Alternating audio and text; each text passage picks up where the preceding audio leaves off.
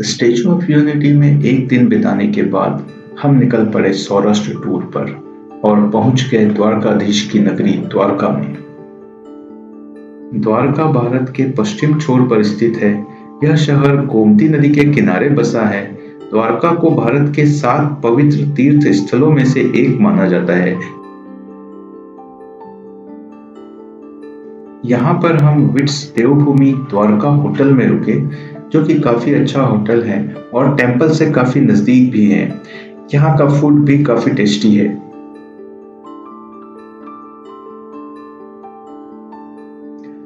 द्वारका में द्वारकाधीश के दर्शन करके आप बैक द्वारका जा सकते हैं, जो कि यहाँ से करीब 35 किलोमीटर पर स्थित है। ये एक आइलैंड है।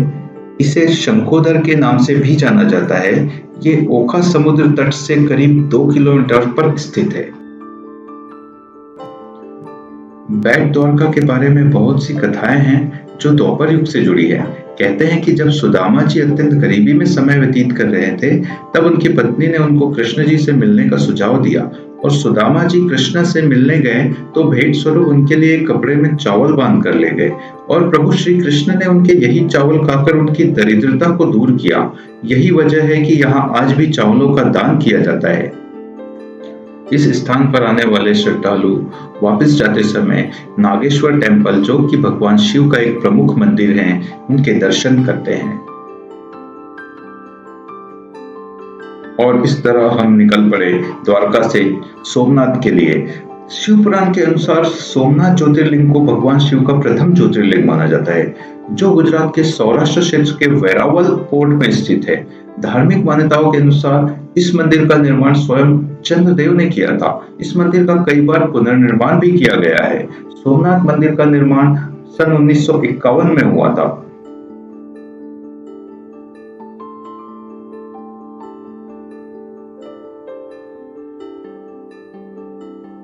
यहाँ से सासनगिर अराउंड 57 किलोमीटर है। आप इवनिंग में यहाँ से सासनगिर जाके रुक सकते हैं और नेक्स्ट डे जंगल सफारी कर सकते हैं, जैसा कि हमने किया। गिर नेशनल पार्क गुजरात राज्य के सासनगिर और जूनागढ़ जिले में स्थित है। इसे सासनगिर के नाम से भी जाना जाता है। अगर आपको एशियाटिक लायंस को उनके नेचुरल हैबिटेट में देखना है, तो गिर नेशनल पार्क से बढ़िया कोई जगह नहीं हो सकती। यह बड़ी तादाद में एशियाटिक लायंस को देखने का एकमात्र स्थान है।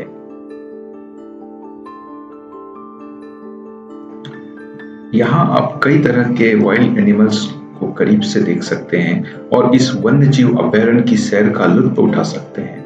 आइए जानते हैं इस नेशनल पार्क के बारे में कुछ दिलचस्प बातें।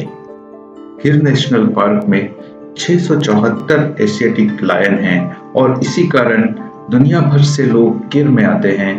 आपको बता दें कि ये लायन दुनिया भर की कई विलुप्त होने वाली प्रजातियों में से एक है और इनका संरक्षण ही गिर नेशनल पार्क का मुख्य उद्देश्य है। भारत में वैसे तो कई मनमोहक जगह है। गिर नेशनल पार्क दुनिया के कुछ गिने चुने नेशनल पार्क्स में से एक है, जहां वाइल्ड लाइफ के संरक्षण का काम इतनी अच्छी तरह से होता है। यदि आप एक वन्य जीव प्रेमी हैं और इस दुर्लभ और राजसी एशियाटिक लायन के नजारे का अनुभव करना चाहते हैं, तो इस जगह को अवश्य देखना चाहिए। खुली छत वाली जीप में इस एशियाटिक लायन को देखना निश्चित रूप में रोमांचकारी अनुभव होता है। गिर नेशनल पार्क की स्थापना 1965 में एशियाटिक लायन की सुरक्षा के लिए की गई थी और 259 वर्ग किलोमीटर के कुल क्षेत्र को 1975 में राष्ट्रीय उद्यान के रूप में नामित किया गया था। सासनगिर एशियाई शेरों सहित लगभग 2375 विभिन्न वन्य जीव प्रजातियों का घर है। अब यह एशिया का एकमात्र स्थान है जहां एशियाई शेर पाए जाते हैं और इसकी जैव विविधता के कारण इसे एशिया के सबसे महत्वपूर्ण संरक्षित क्षेत्रों में से एक माना जाता है। इस नेशनल पार्क में आप जीप सफारी का आनंद ले सकते हैं। जंगल सफारी के दौरान अपने आगे आगे शेरों को चलते हुए देखना ही एक अलग तरह का रोमांचित कर देने वाला अनुभव होता है। यकीन मानिए, इससे बढ़िया एडवेंचर और कोई नहीं है। इस वाइल्ड लाइफ सेंचुरी में जंगल सफारी के दौरान आप यहाँ मौजूद जंगली जानवरों को बेहद करीब से देख सकते हैं।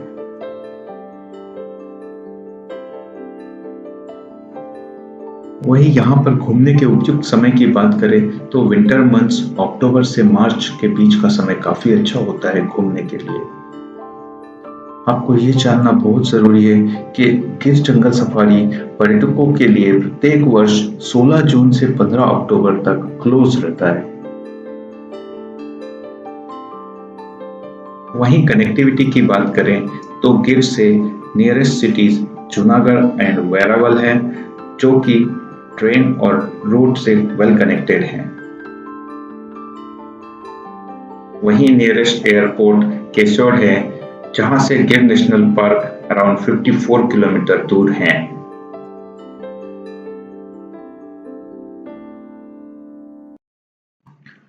आप इनके ऑफिशियल वेबसाइट से जंगल सफारी के लिए परमिट की बुकिंग ऑनलाइन एडवांस में कर सकते हैं।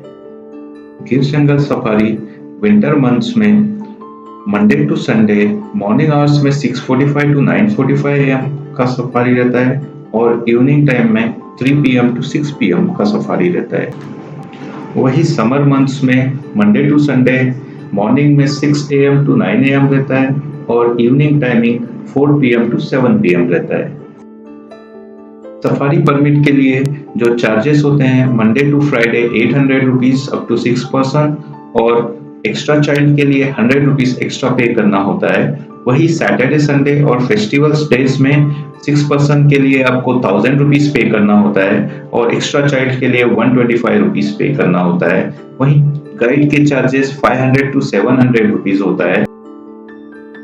सफारी के लिए जो जिप्सी होता है उसका चार्जेस आपको सेपरेटली पे करना होता है। उसमें 3 टाइप्स के व्हीकल्स होते हैं। 4 सीटर उसका चार्जेस होता है 2500, 6 सीटर्स उसका चार्जेस होता है 3500 रुपीज, 8 सीटर उसका चार्जेस होता है 4500 रुपीज। गिर नेशनल पार्क के कंजर्वेशन एफर्ट के चलते हमें नेचुरल हैबिटेट को प्रिजर्व करने की अहमियत पता चलती है। ये हमारे लिए एशियाटिक लायन को देखने की अपॉर्चुनिटी के साथ साथ निश्चित तौर पर इनके संरक्षण से इंस्पायर होने के साथ इसमें भागीदार बनने के अवसर भी प्रदान करती है। Thank you for watching.